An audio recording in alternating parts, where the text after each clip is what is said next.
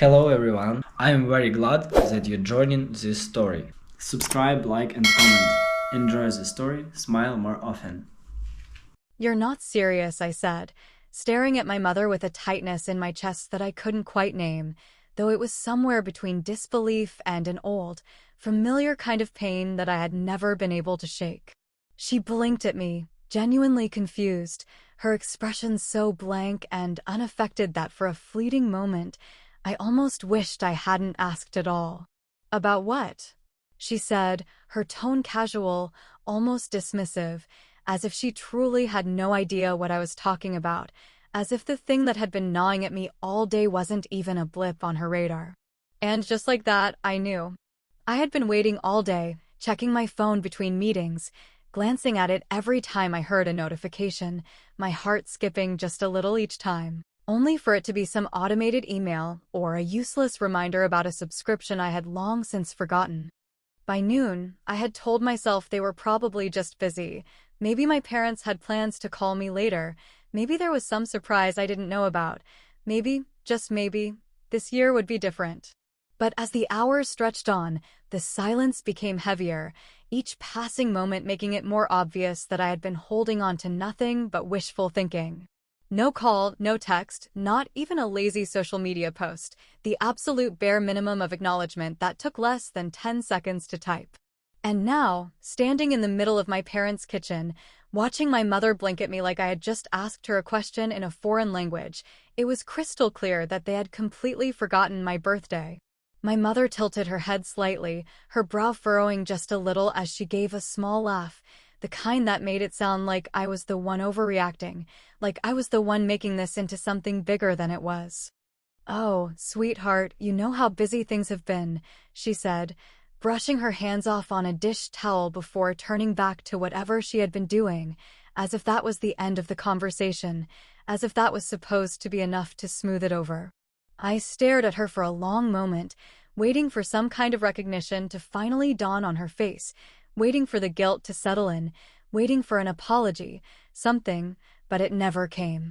"Right," I said, my voice flat, my fingers tightening around my phone as I forced a breath through my nose, willing myself not to let it get to me, not to let the familiar sting of disappointment crawl its way under my skin like it always did.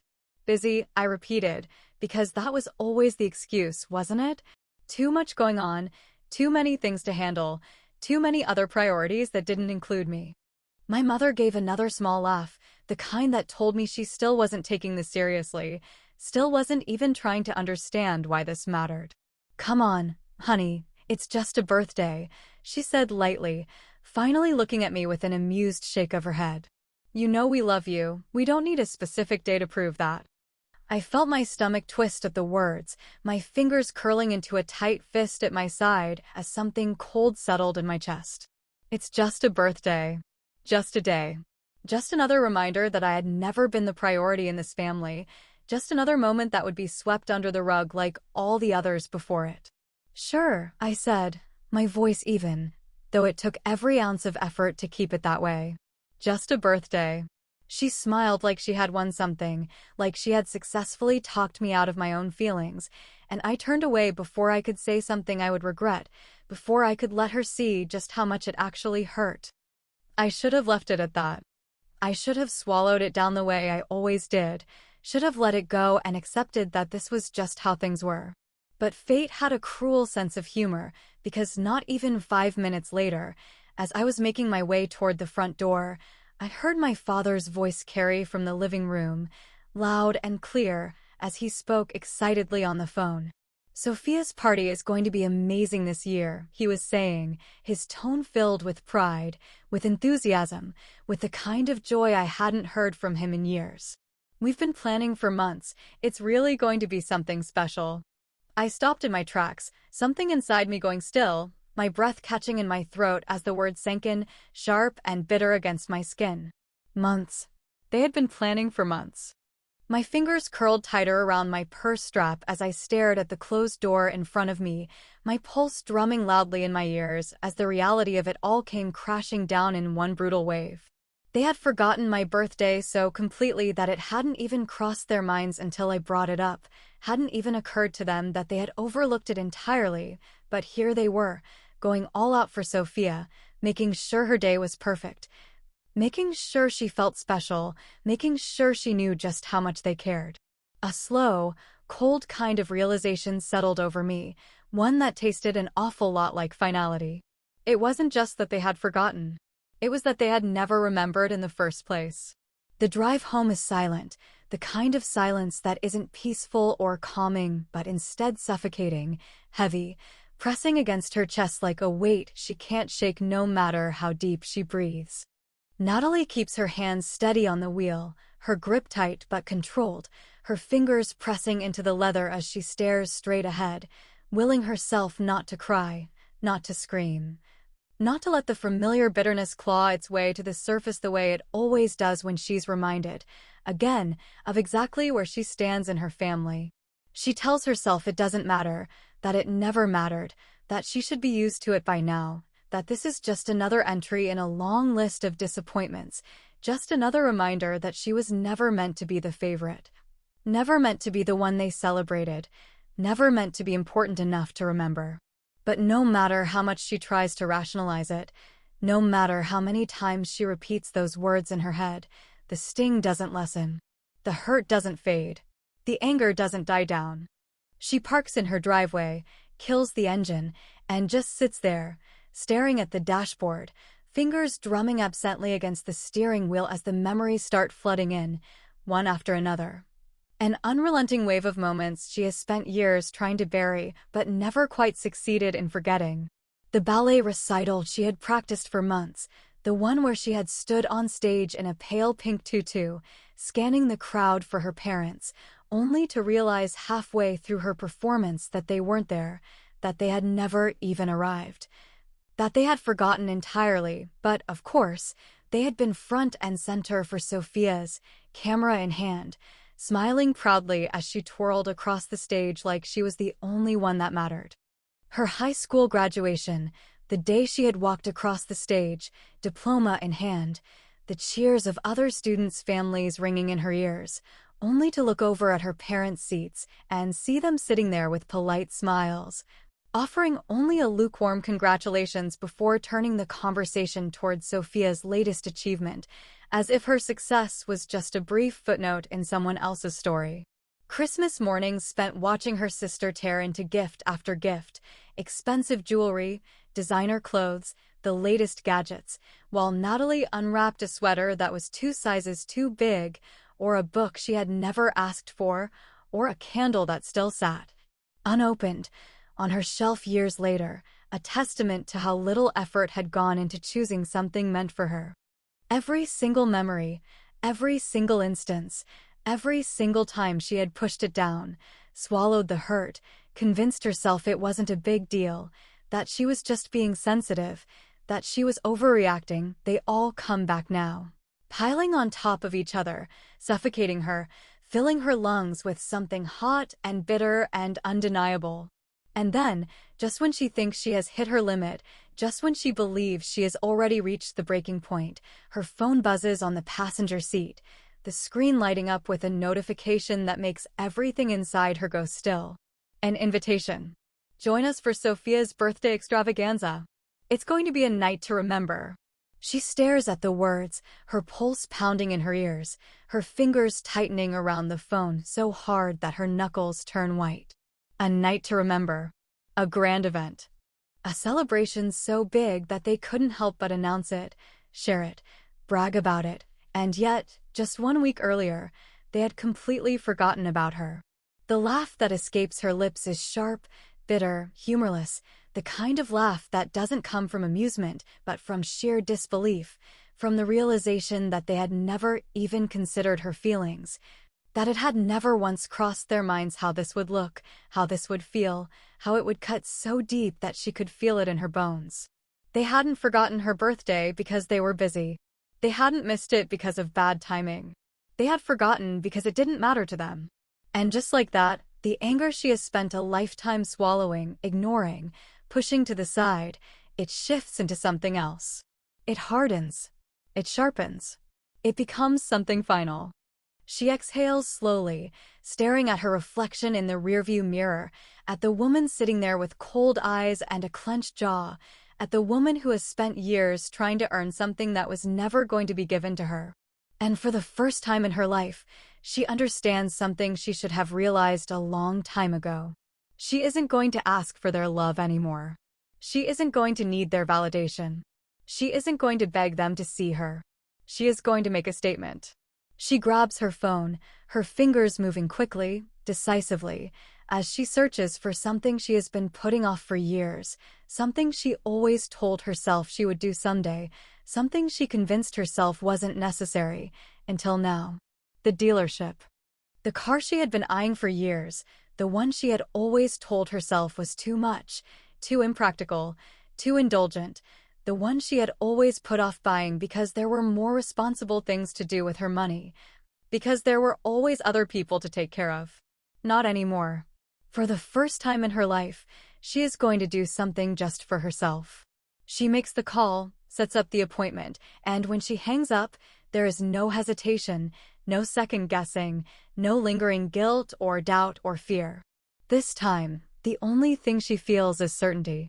Natalie grips the steering wheel tighter than necessary as she pulls into the dealership, her pulse steady but her thoughts racing, the weight of what she's about to do pressing down on her in a way that feels both exhilarating and terrifying.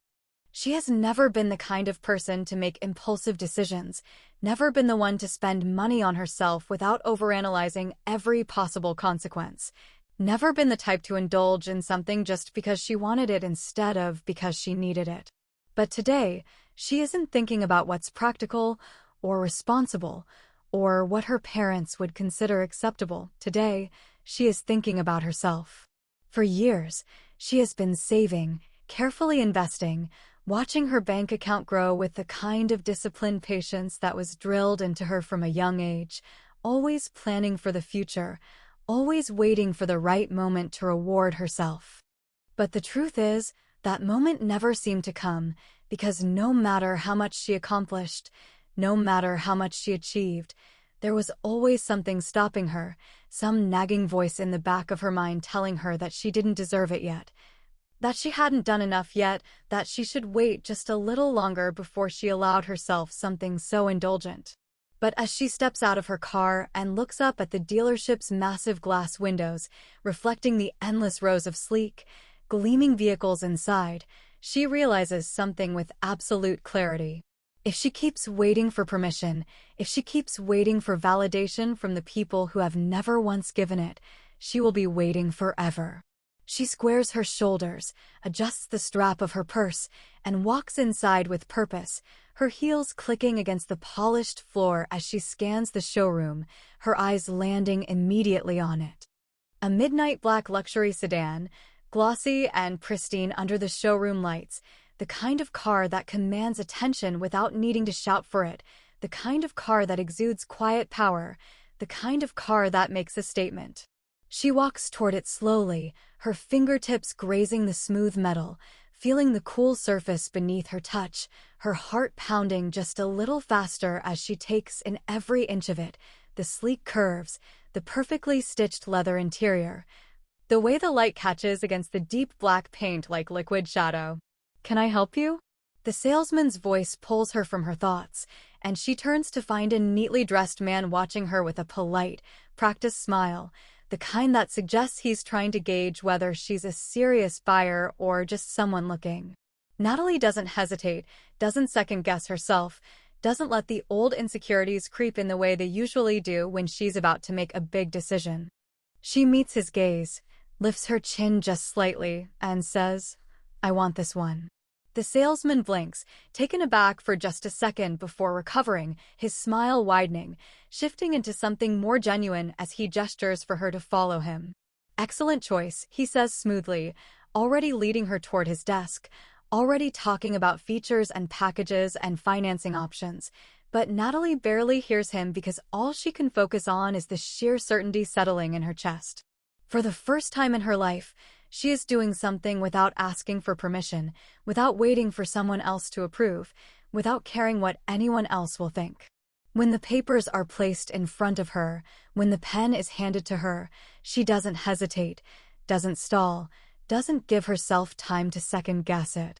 With one fluid motion, she signs her name, ink gliding smoothly across the paper, sealing the deal with a finality that feels like stepping across a threshold she can never come back from. The car is hers. The moment she slides into the driver's seat, the door closing with a solid, satisfying click, she exhales slowly, feeling the smooth leather beneath her fingertips, inhaling the scent of something new, something untouched, something completely and entirely hers. She presses the start button, and the engine hums to life, a quiet, powerful purr that vibrates through her bones, sending a thrill up her spine, making something in her chest tighten in a way she doesn't quite recognize. And then, as she pulls out of the dealership, as she grips the wheel of the most expensive, most audacious thing she has ever purchased in her life, as she glides effortlessly onto the road with a kind of smoothness she has never experienced before, she feels something she has never truly felt before. Freedom. Not just financial freedom, not just the freedom of success, but the freedom of knowing that she doesn't need them anymore. She doesn't need their approval, doesn't need their validation, doesn't need to keep chasing a love that will never be freely given. She slows to a stop at a red light, her fingers drumming absently against the wheel, her mind racing with the realization of what this all means, of how much this moment symbolizes, of how much has shifted in the span of just a few hours. And then, an idea forms. A reckless, impulsive, satisfying idea. Her gaze flicks toward the invitation still sitting on her phone screen, the one advertising Sophia's extravagant birthday celebration, the one they had so gleefully promoted to everyone they knew while forgetting about her existence entirely. She had never been invited, had never even received a courtesy message, had never been given the bare minimum of acknowledgement. So why not show up anyway? Not to celebrate, not to engage, not to be part of it, but to make a statement. She inhales deeply, her grip on the wheel tightening, the familiar anger curling in her chest, but this time, it's not just anger, it's clarity. She doesn't want an apology. She doesn't want an explanation. She just wants them to see, just once, what it looks like when she stops caring. The house is glowing like something out of a magazine, every tree wrapped in twinkling white lights, every inch of the front yard decorated with an almost aggressive level of extravagance, the kind of display that screams, "Look at us. Look at how much we love our daughter. Look at what we've done for her." The long driveway is lined with luxury cars, expensive rentals, and vehicles she knows belong to family, friends, business acquaintances, and people who have never once asked about her but have probably heard all about Sophia's accomplishments, her successes, her never-ending list of achievements. There are caterers moving in and out of the front door, balancing trays of food that probably cost more than her parents ever spent on any of her birthdays combined, and somewhere in the distance, she can hear the live band playing soft, elegant music, setting the perfect mood for an evening of endless praise and admiration for the golden child. Natalie slows down just enough to take it all in, the weight of the moment settling in her chest like something heavy but steady, something she refuses to let feel like sadness or regret. This isn't a mistake. This isn't desperation. This isn't about trying to make them see what they've done to her. This is about reminding herself that she is done waiting for them to care. She keeps one hand on the wheel, her other resting lightly against the leather interior, fingers tracing the smooth stitching, letting herself feel the solid presence of something she earned, something they had no part in, something they never could have taken credit for. Something that exists because she chose herself instead of them. She doesn't even bother pulling into a parking spot, doesn't even pretend like she's here to stay. Instead, she simply slows to a crawl right in front of the house, just enough to catch their attention, just enough to let the moment breathe, just enough to make sure that when they look at her, when they look at what she's driving, when they finally notice her, it hits exactly the way she wants it to. The effect is immediate. Heads turn. Conversations pause. Glasses freeze midair. Guests who have never acknowledged her existence suddenly find themselves staring, eyes flicking from her to the car, whispering to each other with quiet curiosity, wondering if she is supposed to be here, wondering if she was ever invited, wondering if she is about to step out and walk through those doors like she actually belongs. And then, her mother appears. Natalie sees her before she hears her, watches as she steps out onto the front porch in a deep blue evening dress, a flute of champagne in one hand, her other resting lightly against her chest in what looks like genuine surprise. For a split second, there is something unreadable in her expression, something that flickers across her face too quickly for Natalie to decipher. And then, just as quickly as it appeared, it's gone, replaced by something smoother, something practiced, something so painfully fake that it almost makes Natalie laugh out loud. "Oh, honey, we were just about to call you." The words are so perfectly timed, so effortlessly spoken, so drenched in feigned warmth that for a brief, fleeting second, Natalie almost wants to clap, wants to applaud the sheer boldness of it, the absolute commitment to the lie. Because, of course, they were just about to call her, just about to reach out, just about to remember she existed, just about to include her in a celebration that they had planned without so much as a passing thought about her. Natalie exhales slowly, the absurdity of it all washing over her like a wave, and then she smiles. Not a forced smile, not a polite one, not the kind of expression that begs for acceptance or tries to smooth things over.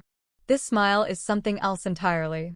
This is the kind of smile that comes when everything finally clicks into place, when every last piece of the puzzle locks together so perfectly that there is nothing left to question, nothing left to hope for, nothing left to hold on to. She rolls down the window just slightly, just enough to let the night air slip in, just enough to let her mother see the expression on her face, just enough to make sure the moment lingers exactly as long as she wants it to. And then, without a word, without an ounce of hesitation, without a single shred of regret, she drives away. The last thing she sees in her rearview mirror is the stunned, frozen look on her mother's face, the way her lips part slightly as if she wants to call out, as if she wants to fix this, as if she wants to rewrite the ending before it has a chance to settle into permanence. But Natalie doesn't slow down, doesn't stop, doesn't give them the chance to turn this into another manipulation, another moment where she is supposed to be the one to understand why they are the way they are. She is done understanding. She is done waiting. She is done chasing a love that will never be freely given. As she merges onto the main road, the lights of the party fading into the distance behind her, she grips the steering wheel a little tighter, her heart beating steady, her mind finally clear. For the first time in her life, she isn't looking back. The fallout begins before Natalie even reaches home, the notifications lighting up her phone in rapid succession, one after another, a relentless flood of messages that she knows, without even reading them, are filled with the same exhausting, predictable patterns she has spent her entire life navigating. The first one comes from Sophia, of course, because if there is one thing her sister has mastered, it is the art of turning herself into the victim of a situation she created. The expert ability to twist reality until it suits her version of events. The Instagram post is the kind of passive-aggressive nonsense that barely even bothers with subtlety, the words written just vague enough to avoid directly naming her, but clear enough that the message is meant to sting. Some people just love making everything about them. The caption is placed beneath a carefully curated photo of Sophia standing in front of the house, a glass of champagne in hand, the warm glow of the party behind her, a perfect image of effortless happiness, an image meant to send a message. To make it seem like Natalie is the one who caused a disruption, like she is the one who overreacted, like she is the one who ruined the night by daring to exist outside of the role they had assigned her. Natalie exhales sharply, the ridiculousness of it making her laugh, though there is no humor in the sound, only the dull ache of realization that Sophia will never change, that she will always believe she is the center of the universe, that she will never understand what it feels like to be forgotten by the people who are supposed to love you. The next notification is a voicemail, long enough that her phone warns her about the length before she even listens to it, the name Mom glowing on the screen like a warning. A flashing signal reminding her that the next few minutes will be nothing but a carefully rehearsed performance of guilt, disappointment, and emotional manipulation. She presses play, bracing herself, and her mother's voice fills the car, the tone already dripping with the kind of forced sorrow that is designed to pull her back in, to make her feel like she is the one who has done something wrong. Natalie, I just don't understand what got into you tonight.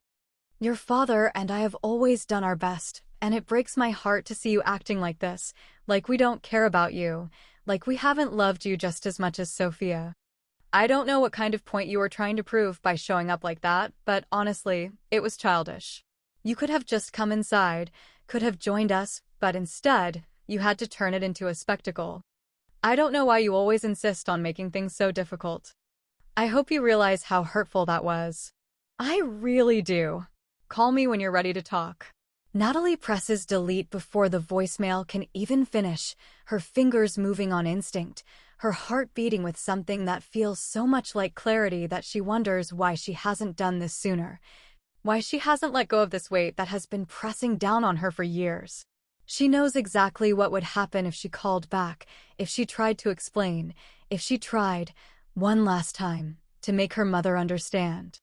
There would be justifications, excuses, reassurances that mean nothing, empty words that would smooth over the moment but never change the truth, never fix what has been broken between them for as long as she can remember. The final message is from her father, short and cold, just like she expected. That was unnecessary. Not I'm sorry. Not we should have done better. Not I understand why you're hurt. Just a single dismissive sentence, the kind that erases every bit of blame on their part, the kind that makes it clear he still believes she is the one who should feel ashamed, that she is the one who overreacted, that she is the one who made things unnecessary. Natalie doesn't reply. She doesn't respond to any of it. She doesn't explain herself, doesn't try to fix something that has never been worth fixing, doesn't waste a single second justifying her actions to people who have never once stopped to consider how theirs have affected her. Instead, she keeps driving. The road stretches out in front of her, the city lights fading into the distance behind her, the night air cool against her skin as she rolls down the window, the sound of the ocean growing louder as she gets closer to the shoreline, drawn to the quiet, to the stillness, to the kind of peace she has never been able to find in the presence of her family. She parks near the water, stepping out of the car and making her way toward the edge of the beach, the sand cool beneath her feet as she watches the waves crash against the shore, steady and endless, a reminder that time moves forward whether people change or not. She lets out a slow breath, her arms wrapping around herself, not out of sadness, not out of loneliness, but out of something that feels like release. Because standing here, in this moment, with nothing but the sound of the ocean and the knowledge that she has finally chosen herself over them, she realizes that this was never about revenge, never about making a statement, never about proving anything to people who will never understand. This was about letting go. This was about setting herself free. This was about finally choosing to live for herself, not for their approval, not for their love, not for something that was never truly hers to begin with. As the wind moves through her hair, as the night stretches endlessly before her, as the weight of their expectations fades into something distant, something that no longer belongs to her, she knows, deep in her bones, that she has given herself the best gift she could have ever asked for. Not a car, not success, not recognition, but freedom.